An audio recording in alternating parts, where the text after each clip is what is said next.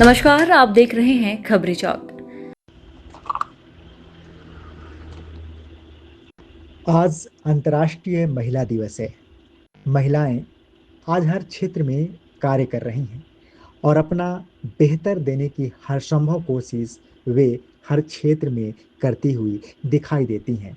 ऐसी ही कुछ महिलाएं अंबिकापुर शहर में भी हैं जो अपने क्षेत्र में बेहतर करते हुए अपने घर परिवार का पालन पोषण कर रही हैं। ऐसी ही कुछ बहनें अंबिकापुर की सड़कों पर, बस स्टैंड, रेलवे स्टेशन पर आपको नजर आती हैं, जो ऑटो के माध्यम से राहगीर को एक स्थान से दूसरे स्थान तक पहुंचाती हैं।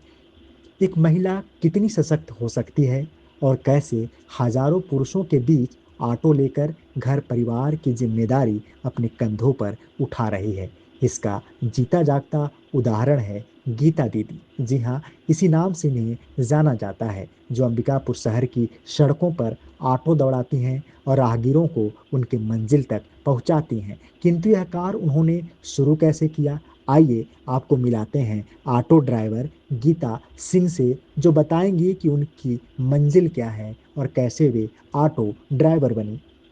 गीता दीदी की कहानी पर डॉक्यूमेंट्री भी बनी हुई है, तो चलिए आपको मिलाते हैं गीता दीदी से, जो पेशे से ऑटो ड्राइवर हैं। नमस्कार, मैं हूं मनीषा। अभी हम गुलाबी गैंग दीदी के पास आए हुए हैं। इनका नाम है गीता दीदी और ये बहुत ही सशक्त महिला है और महिलाओं के लिए एक बहुत ही बड़ी प्रेरणा है, जिनको देख करके शहर की काफ़ी महिलाएं सशक्त हुई हैं और कहीं ना कहीं ये बहुत महिलाओं को एक अच्छा प्रेरणा का स्रोत है। तो मैं आज इनसे बात करूंगी और ये जानूंगी कि आखिर ये महिलाओं को सशक्त करने में इतना सक्षम है और अपनी इनकी जीवनी के बारे में बात करूंगी कि आखिर ये यहाँ तक कैसे पहुँची। दीदी, आप ऑटो चलाती हैं, ये स्टार्ट कैसे किया? नमस्कार, मैं गीता सिंह और मुझे वैसे गुलाबी गैंग के नाम से जानते हैं। हाँ। हमारी टीम को गुलाबी गैंग बोला जाता है। मेरी थोड़ी परिस्थिति ठीक नहीं थी, इस कारण मैं इस ऑटो में आई और ये हमारी भूतपूर्व रितु मैम थी, जो कलेक्टर थी अंबिकापुर की। वो उन्हीं ने ये सोचा था कि महिलाएं हर गाड़ी चला सकती हैं, तो सिर्फ वो शौक के तौर से गाड़ी चलाती हैं, लेकिन अगर ऑटो भी चलाएंगी तो उनका जीविका भी चल सकता है।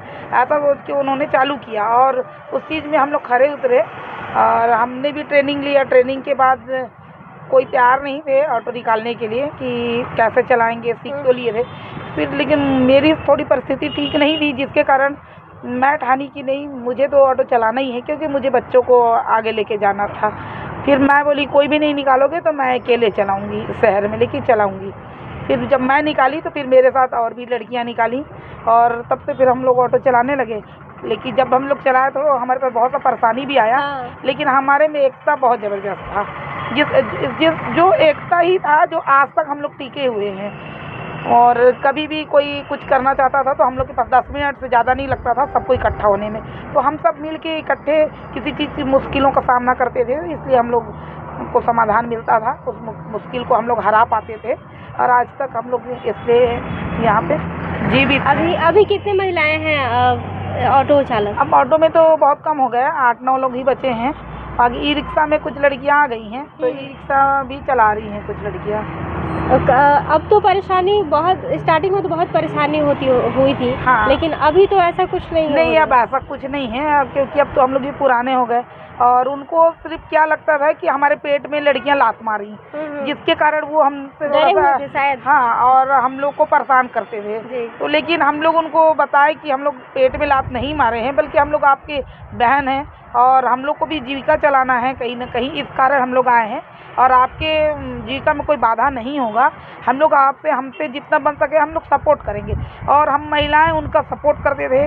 फिर हम लोग जब भी कोई भी परेशानी आता था, हम ऑटो वाले के आगे रहते थे। मैं उनको दिलासा दी कि मैं कभी भी तुम लोग को, जब भी ऐसा मुश्किल आएगा, मैं आपको खड़े मिलूंगी और जब भी कुछ होगा, कभी कहीं गोली खाना पड़े तो गीता सिंह का छाती पहले रहेगा, वहाँ से उसके बाद ही आप तक आएगा।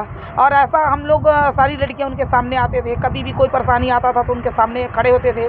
तो ऐसा उन लोग भी देखे कि नहीं, ये वाकई में ये बहन हमारी हेल्प करती हैं, तो धीरे धीरे वो लोग फिर हमको मानने लगे फिर हमारा तालमेल अच्छा से बन गया। फिर धीरे धीरे मुझे फिर संभागीय अध्यक्ष भी बना दिया गया। फिर मैं संभागीय अध्यक्ष बन गई। लड़कियां भी काफ़ी सुरक्षित महसूस करती होंगी।